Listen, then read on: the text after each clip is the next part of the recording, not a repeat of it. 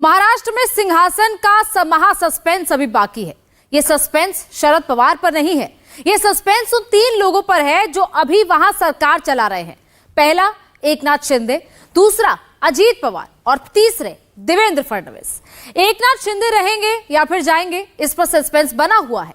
क्या अजीत पवार को सीएम बनाया जाएगा या फिर देवेंद्र फडणवीस दिल्ली आएंगे, इस पर अटकलें जारी हैं।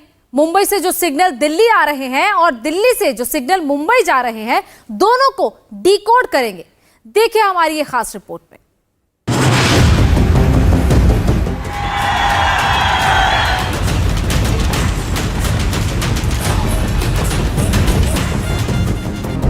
महाराष्ट्र में एनसीपी में दो फाड़ होने से महाराष्ट्र विकास आघाड़ी की गाड़ी अब हिचकोले खाने लगी है।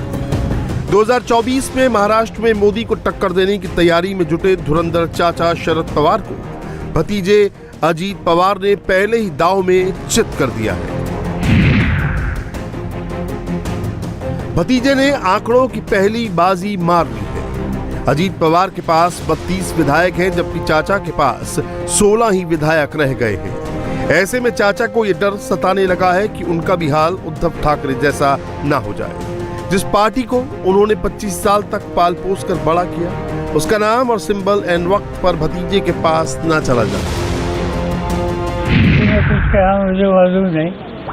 अब तो मुझे एक बात पक्की है कि राष्ट्रवादी कांग्रेस पार्टी का मैं प्रेसिडेंट हूँ। दूसरा किसी ने अपने नाम पर स्टेटमेंट दे दिया, कुछ बात कही तो बात कह सकते हैं, इसमें कोई इम्पोर्टेंस नहीं, कोई सच्चाई नहीं। ठीक है, कुछ भी कह सकते हैं, इसमें कोई सच्चाई नहीं है। ये जो वर्किंग कमेटी की मीटिंग है, अथॉरिटी एज पर कॉन्स्टिट्यूशन हुई है, किसी ने कुछ कहा होगा, इसमें कोई इम्पोर्टेंस नहीं। लोकसभा चुनाव में अब सिर्फ 10 महीने का वक्त रह गया है। ऐसे में शरद पवार किसी कानूनी पचड़े में पड़ने की बजाय जनता की अदालत में इस लड़ाई को लड़ना चाहते हैं। शरद पवार ने इसकी शुरुआत दिल्ली से कर दी है। दिल्ली में एनसीपी की राष्ट्रीय कार्यकारिणी की बैठक में शरद पवार ने यह दिखाने की कोशिश की कि महाराष्ट्र में भले ही 32 विधायकों ने उनका साथ छोड़ दिया, लेकिन पार्टी की राज्य इकाइयों के प्रमुख उनके साथ हैं। चुनाव से पहले शरद पवार ये परसेप्शन गढ़ने में जुट गए हैं कि भले ही भतीजे ने विधायकों को तोड़ लिया हो, लेकिन जनता का भरोसा और वोट बैंक उनके साथ है। एनसीपी मतलब शरद पवार।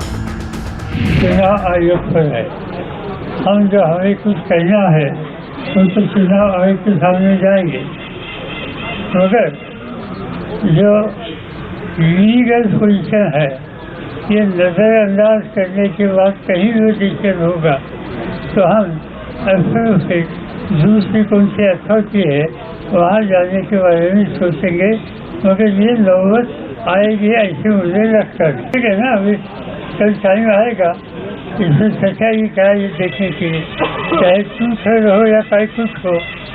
एक बात है, हमें पूरा विश्वास है कि इलेक्शन कमीशन वहाँ ठीक तरह से निर्णय लेगा।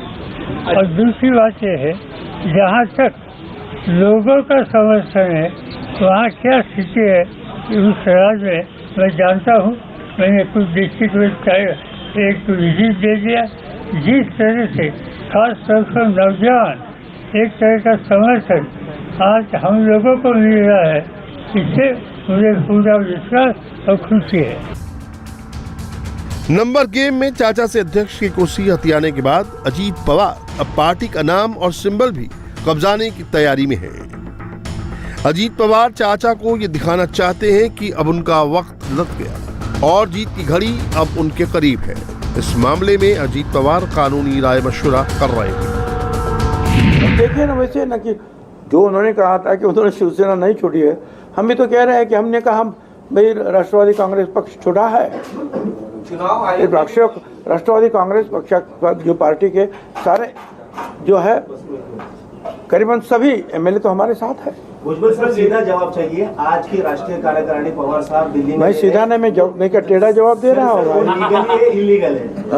वो इलीगल है या लीगल है? वो राष्ट्रीय कार्यकारिणी ले रहे हैं। अब ये देखिए, ये सारे सवाल जो है उसका निर्णय जो ये इलेक्शन कमीशन लेगा, उनकी मीटिंगें होगी, बैठक होगी, इनकी भी बैठक होगी, और कौन सी बैठक सही है और गलत है इसका फैसला ना तुम करोगे ना मैं करूंगा, करेगा इलेक्शन कमीशन।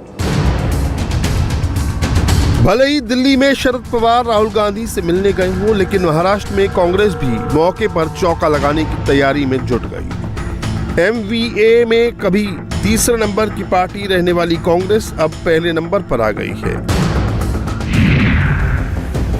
कांग्रेस के पास 45 विधायक हैं, जबकि शरद पवार के पास 53 में से 21 और उद्धव के पास 56 में से 16 ही बचे हैं। 17 जुलाई से विधानसभा का मॉनसून सत्र शुरू हो रहा है। कांग्रेस लीडर ऑफ ऑपोजिशन के पद के लिए दावा ठोक सकती है। एनसीपी और शिवसेना में टूट के बाद कांग्रेस महाराष्ट्र में अकेले चुनाव लड़ने का भी मन बना रही है। विपक्ष का अगर कोई गठबंधन है तो सबसे बड़े दल का जो नेता होता है वो बनता है। इसमें चर्चा का कोई 1% भी कोई गुंजाइश नहीं है। हाँ, अब ये कांग्रेस पार्टी किसको नामित करती है वो अलग बात है।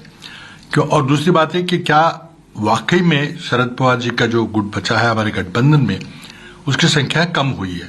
हमारी संख्या से अगर उनकी कम होगी तो स्वाभाविक रूप से कांग्रेस का नेता विपक्ष बनेगा।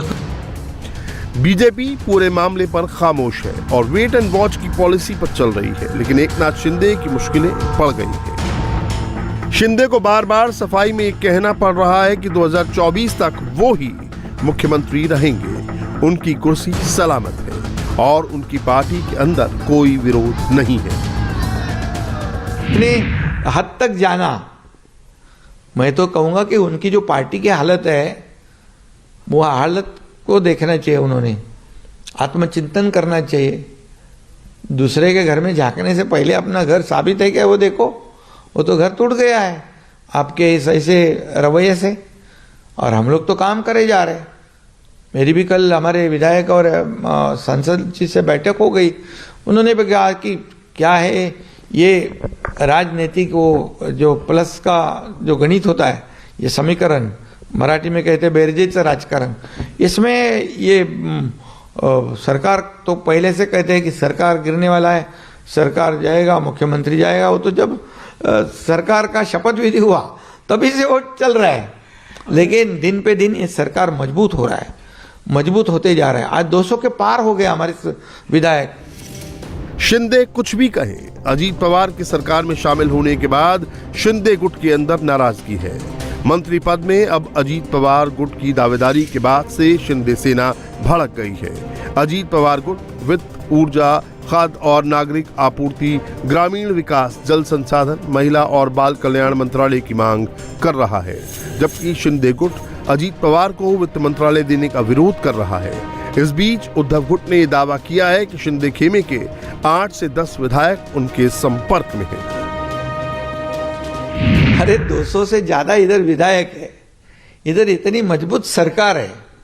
अभी जितने विधायक हमारे उनके विधानसभा क्षेत्र में पिछले 2.5 साल में कितने पैसे फंड मिले, उसका अगर जायजा लेंगे तो पता चलेगा कि साल भर में उनको उनके विकास, चुनाव क्षेत्र के विकास के लिए काफ़ी पैसे सरकार की वजह से मिले। सरकार ने उनको फंड्स दिए हैं, सरकार ने उनके चुनाव क्षेत्र के कई प्रकल्प है उसे मान्यता दी है, काम शुरू हो गए। तो जहाँ घर में बैठने वाले सरकार, घर में बैठने वाले मुख्यमंत्री के पास कौन कभी जाता है क्या उल्टा? ये तो अफवाह है, उन्होंने नाम तो बताना चाहिए कौन है उनके संपर्क में। ये तो अफवाह पहले दिन से है, शुरुआत से जब हम गुवाहाटी में थे तब से है। इतने लोग हमारे संपर्क में हैं, एक भी का नाम नहीं बताया। अभी बताओ, मेरी चैलेंज है। महाराष्ट्र विकास अघाड़ी में पहले शिवसेना और अब एनसीपी में टूट के बाद जोड़तोड़ की सियासत का ताना बाना कहीं टूटने लगा है तो कहीं जोड़ने लगा है। ऐसी खबरें हैं कि राज ठाकरे और उद्धव ठाकरे की पार्टी के कार्यकर्ता मराठी मानुष के हितों का हवाला देकर दोनों भाइयों को साथ आने की मांग करने लगे हैं। संजय राउत से एमएनएस नेता अभिजीत पानसे की मुलाकात के बाद इन अटकलों को और भी हवा मिल गई है। मुलाकात के बाद संजय राउत सीधे मातोश्री गए। वहीं अभिजीत पानसे राज ठाकरे के घर शिवतीर्थ पहुंचे। पानसे भले ही इस मीटिंग को शिष्टाचार मुलाकात बता रहे हों, लेकिन सियासी संकेत बड़े साफ हैं। ये बहुत लोगों की भावना ज़रूर है, लेकिन आज मैं जो संजय राउत जी के पास गया था सामना में, वो मेरे कुछ निजी कुछ मामला था, इसी के उसके बारे में बात करने के लिए गया था। और कुछ संजय राउत साहब और मेरे बहुत सालों के संबंध है। मैं जब शिवसेना में था तो उनके प्रयास से ही मैं एक्चुअली पॉलिटिक्स में, राजनीति में आया था।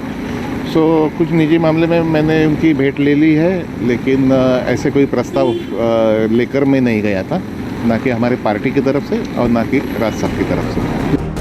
पहले एकनाथ शिंदे फिर अजीत पवार को तोड़कर बीजेपी ने एक तीर से कई निशाने साध लिए हैं। 2024 में 40 से ज्यादा सीटें जीतने का गुणा भाग करने वाले शरद पवार अब अपनी पार्टी बचाने की लड़ाई लड़ रहे हैं। एमवीए के 72 विधायक टूटकर एनडीए में आने से वोटों का बंटवारा होगा, जिससे एमवीए को नुकसान और एनडीए को फायदा होगा। इंडिया टीवी हर वक्त हर जगह डाउनलोड करने के लिए सर्च करें India TV news Google play store या ऐप स्टोर पर।